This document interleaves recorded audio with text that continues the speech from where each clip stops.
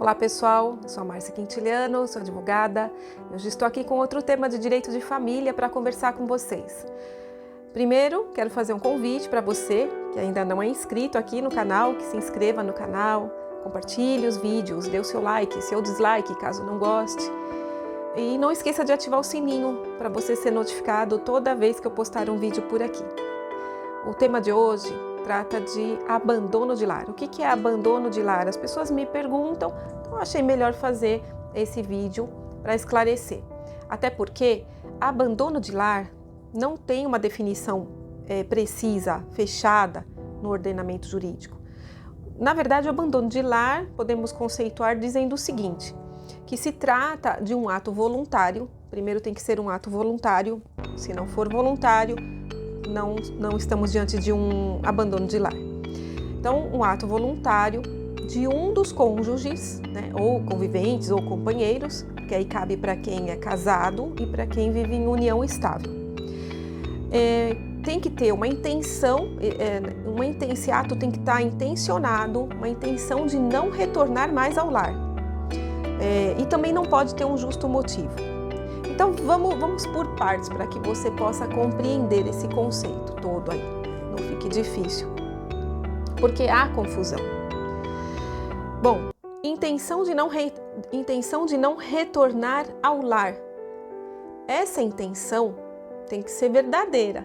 A pessoa não pode sair hoje e daqui uma semana, de repente, ou enfim, vou passar lá na casa para ver se está tudo bem, se as crianças estão precisando de alguma coisa.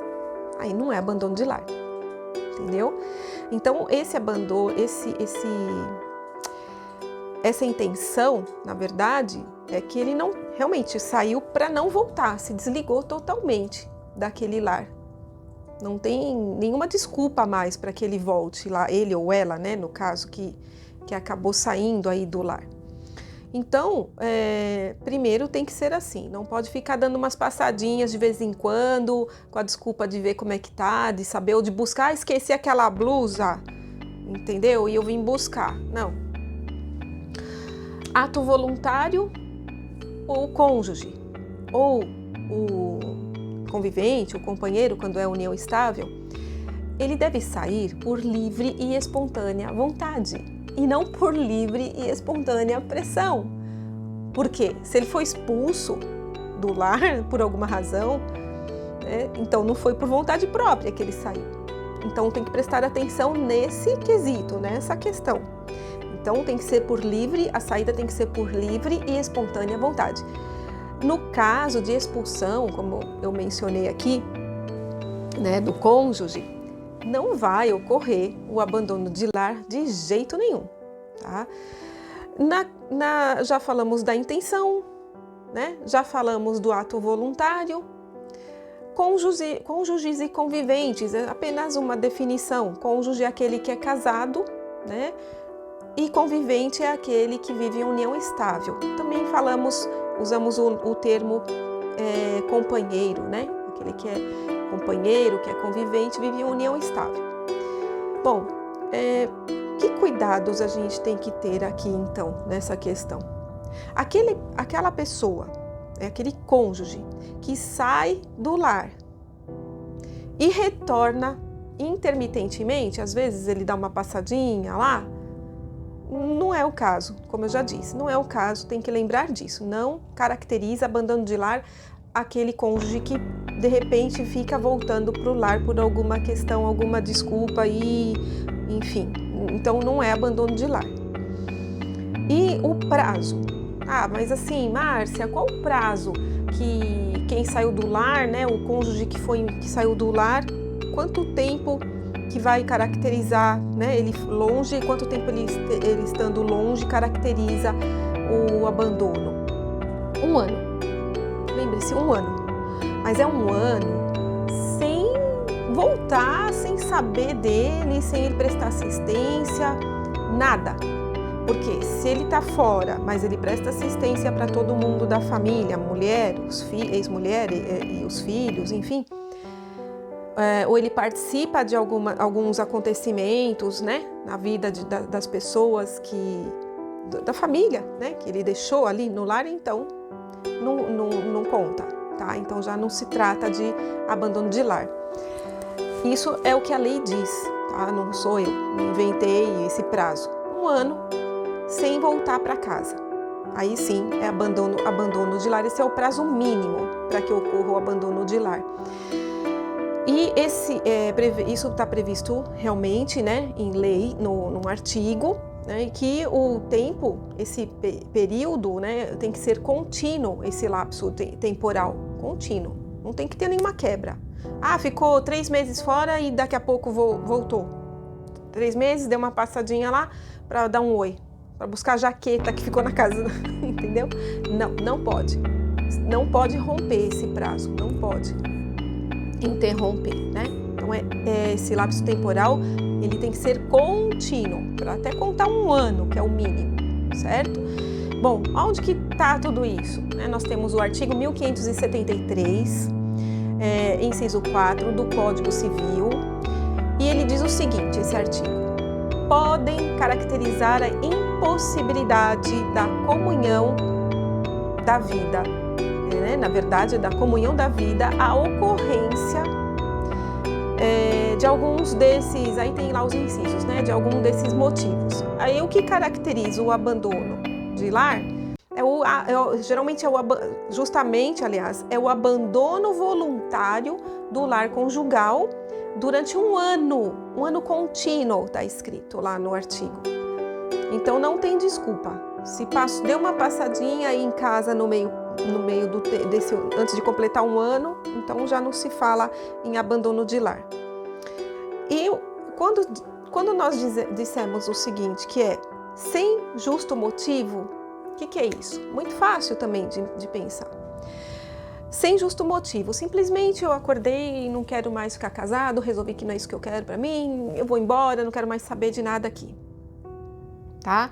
Não teve um motivo, não teve uma violência doméstica, por exemplo, não teve um problema com drogas, né? Dependência química também, com álcool, com algo que dá um motivo para a pessoa, não estou aguentando ficar aqui, estou com medo, né? Então, assim, traição, violência, eu já falei, adultério, né? Situações que faz com que o outro cônjuge realmente não queira ficar lá dentro daquele ambiente mais com o seu cônjuge, né?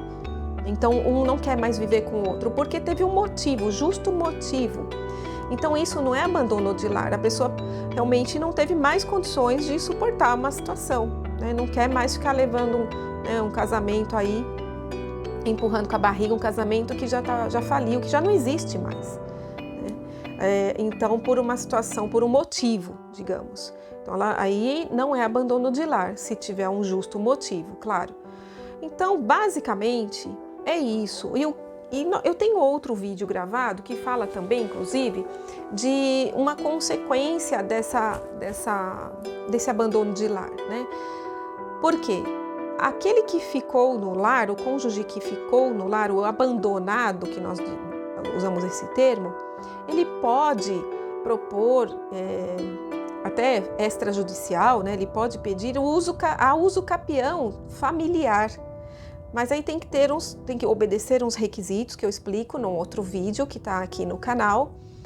E entre os requisitos, né, esse prazo de 1 ano, que o cônjuge que foi embora, está 1 ano fora, mas já conta esse prazo como abandono.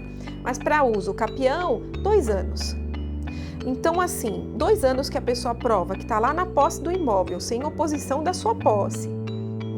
É o único imóvel, não tem outro imóvel, nem rural nem urbano.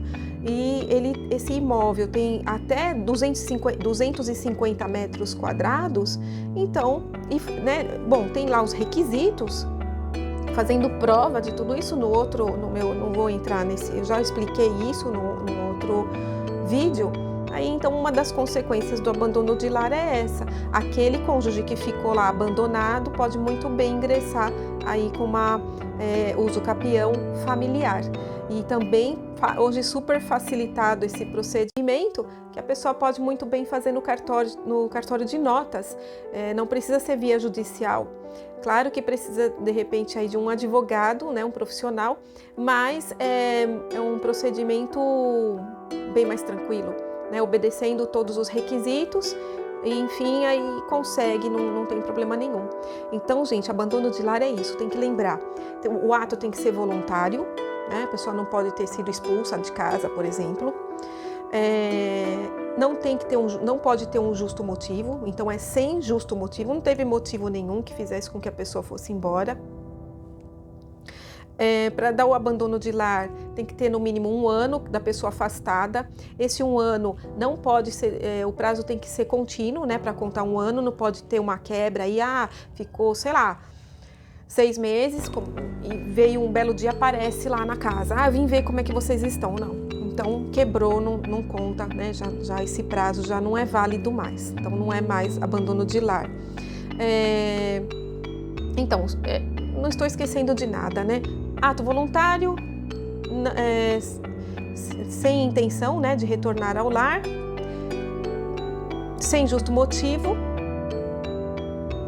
o abandono voluntário, enfim, comentamos tudo. Acho que não faltou nada. É basicamente isso mesmo. Então, assim, preste bem atenção para caracterizar esse abandono do lar.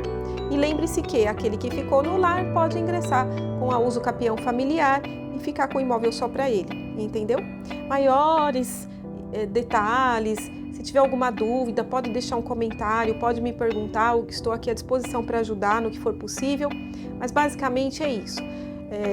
Ficou faltando aqui no canal, né, discutindo o direito comigo, para vocês, essa explicação do abandono de lar, porque tem outros vídeos aí no canal que acaba, né, fica faltando essa informação para vocês conseguirem ter um entendimento do que é uma uso capião familiar.